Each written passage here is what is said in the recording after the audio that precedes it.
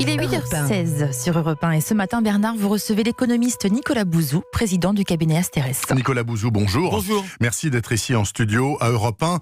Des pays qui, l'un après l'autre, ferment leurs frontières à triple tour en temps de paix. C'est un cas unique. C'est un cas absolument unique, mais qui est tout à fait justifié, puisque on sait très bien, on a des études qui portent sur les épidémies du XXe siècle, et on sait très bien que ce sont des investissements, en quelque sorte, qui sont justifiés. C'est-à-dire que si on ne fait rien, si on ne prend pas de mesures, on aura un coût sanitaire de l'épidémie qui sera évidemment colossal, avec beaucoup de malades et avec de nombreux morts, mais on aura aussi un coût économique qui sera absolument colossal, et donc il est tout à fait légitime. Alors je sais que ce que je vais dire peut étonner, mais il est légitime de mettre le monde en récession, en quelque sorte, pendant quelques temps, pour pouvoir limiter au maximum l'épidémie et imaginer qu'on puisse reprendre une vie économique normale. Bon, je dirais au mieux aujourd'hui en septembre. Voilà, au mieux, si vraiment on arrive On a 6 mois de toute façon, oui, puisque gros temps, oui, puisque ce que l'on voit en Chine, où l'activité économique est en train de reprendre, ça a commencé en novembre. c'est qu'elle reprend déjà lentement. Quand vous arrêtez des usines, par exemple, eh bien pour les remettre en marche, ça se fait pas en un jour. Et puis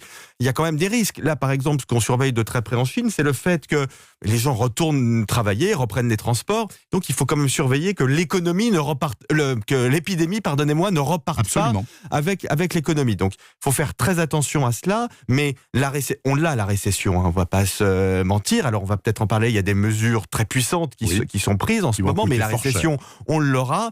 Mais elle est justifiée. Bon, alors, tout de même, dans la mesure où la France est terriblement touchée par ce virus, moins que l'Italie, un peu moins que l'Espagne, mais à peine, nous, on fonctionne encore. Alors, on est encore dehors aux terrasses de bistrot, etc.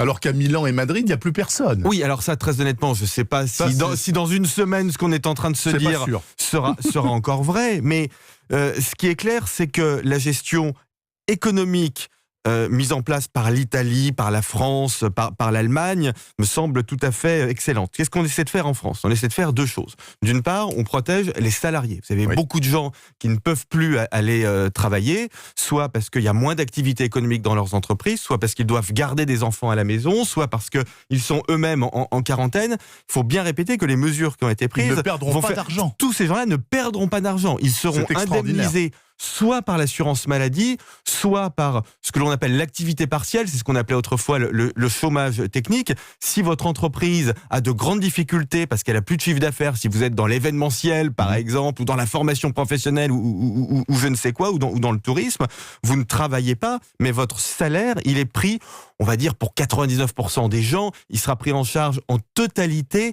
par l'État. Donc, ça va faire exploser les déficits publics, ça va être monstrueux. Alors j'arrive, juste, je me permets de compléter. Donc ça, c'est pour protéger les gens, et on essaie aussi de protéger les entreprises. Et ça aussi, je me permets de profiter de votre antenne pour dire aux entreprises qu'elles doivent faire appel, elles doivent aller sur le site du ministère de l'économie où elles auront tous les contacts pour procéder à des étalements de charges sociales, à des étalements d'impôts. Elles peuvent même négocier d'ailleurs le fait de ne pas payer de charges sociales ou de ne pas payer d'impôts ou d'avoir des reports de TVA.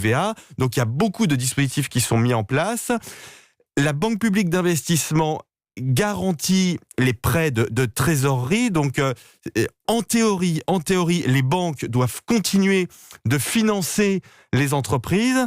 Si ça n'est pas le cas, il faut que les entreprises le fassent savoir. Elles le font savoir à l'État ou elles le font savoir via les réseaux sociaux à des gens comme moi, et je ferai remonter au gouvernement. Mais voilà, il faut vraiment bien se dire qu'on essaie de tout mettre en œuvre pour protéger les gens et les entreprises. Alors, je réponds maintenant à votre question sur le coût pour les finances publiques. Le président de la République a été très clair. Il assume. Ce coût sera très, très élevé. C'est quelque chose qu'on a tout à fait raison d'assumer. On est dans une crise qui est comparable à une très grande crise économique ou à une guerre. Et donc, notre endettement public va exploser là, ces prochains mois et ces prochaines années. Nous ferons les comptes après.